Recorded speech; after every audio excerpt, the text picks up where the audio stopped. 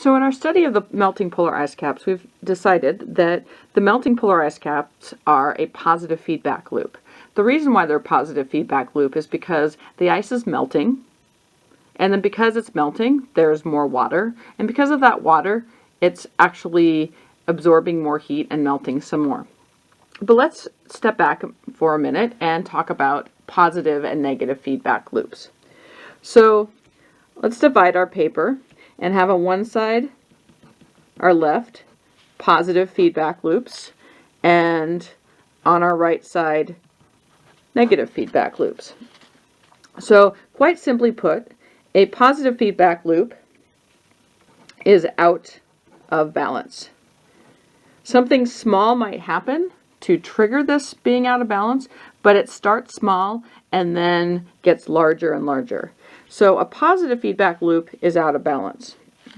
A negative feedback loop stays in balance. And by stays in balance, I mean that it can makes adjustments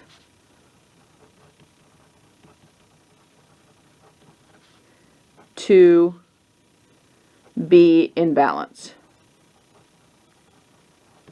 So what does this look like on a graph?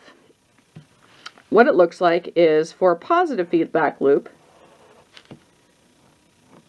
could look like a couple of things. One, it could start out really small and then tip and tip and then start going up. This is increasing exponentially. On the other hand, it doesn't just have to increase exponentially. It could also start out kind of flat, then start going down and down and down until it drops off. And this is decreasing exponentially.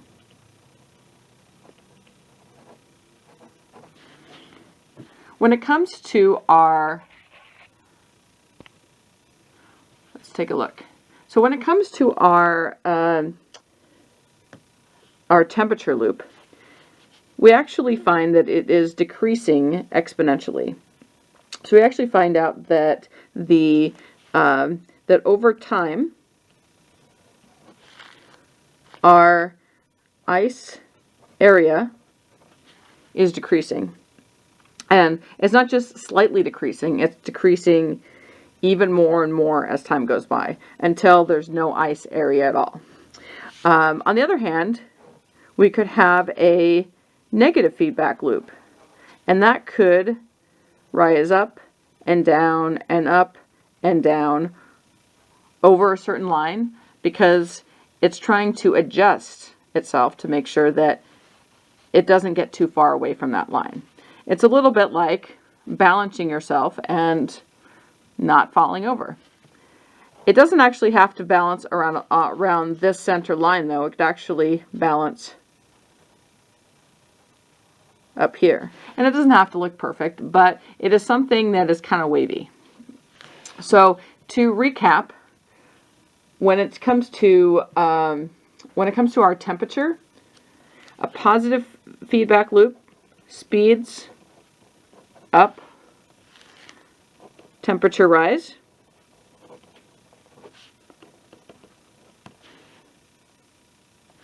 Whereas the negative feedback loop slows down